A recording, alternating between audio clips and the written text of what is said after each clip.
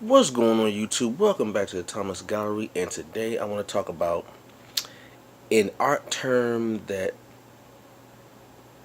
we don't really use a lot, but we do it all the time, just never use it a lot. And that term is chiaroscuro. Okay? Chiaroscuro. Now how it's spelled Chiaroscuro. Okay? It's an Italian word with a Latin origin. The word actually comes from two separate words. Okay, claro and scuro. Claro means clear, and scuro means to dark, or that's where we get the word obscure. Like when something is obscure, it is hard to see, it's blocked, it's dark. So you got clear and dark. And the definition of the word is simply the treatment of light. Okay, the treatment of light and shade in a drawing or painting. Okay, the treatment of light or shade in a drawing or painting. And what that simply means is how you use your lights and your shadows in a painting or a drawing, okay, to get a certain effect, okay? And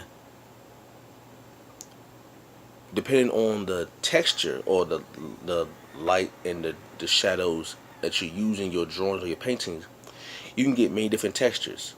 You can get a leather texture, you can get a jean texture, you can get a metallic texture, you can get like a skin texture. The manipulation of lights and shadows gives you different textures, and I'm going to give you an example of that. I did a charcoal drawing yesterday of a woman. It was just a freestyle drawing, and the woman is nude, so I'm not trying to, I'm going to censor that part, but I just want to show you something.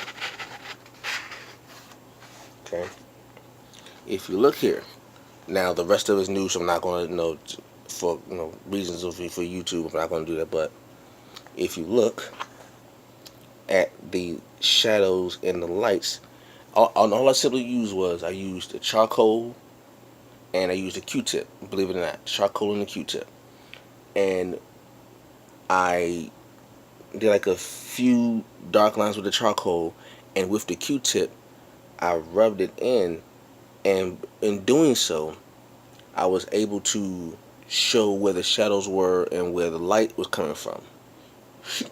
And with doing that, I was able to play with this particular technique of chiaroscuro to get a certain effect. I showed you where the light was coming from here.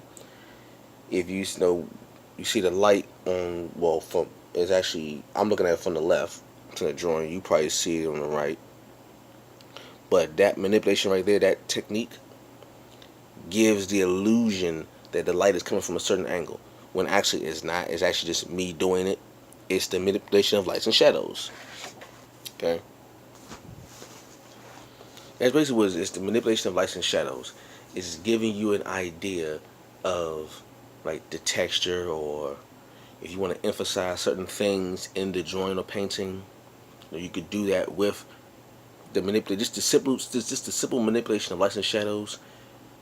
You can identify a person's face simply based off lights and shadows. You don't really have to get all dwell detailed or anything like that. Just the simple manipulation of lights and shadows will give the viewer an idea of who the person is, because everyone has distinct features. Everyone has certain facial features that are unique to that person alone, and because of those features, when light hits the person, the shadows that are cast take on different shapes and forms. For every face is a different shadow. Okay, if you look at my face, the light is coming from this way. You see the highlights here, and you see the shadows right here in different places. Now, because of my facial features, the particular shadows that are being cast are unique only to my face. Okay, so if you were to do a drawing or a painting of my face, you will manipulate the lights and shadows to get this particular face, and someone who knows me will know, hey, I know that person. like just off the light, just off the license, the manipulation of license shadows, just off of that alone, you can do that. Okay, so and you see a lot of, like with clear objects, you could tell, you can draw something and give the illusion that the object is clear just by the manipulation of lights and shadows. That's how deep, that's how really intricate it is with chiaroscuro. This technique is it's a very powerful and influential technique. I think we all should get in the habit of learning, especially this technique, chiaroscuro. And once again, it's spelled Chiaroscuro. Okay? So, hope you enjoyed the little educational video. Catch you all later. Peace.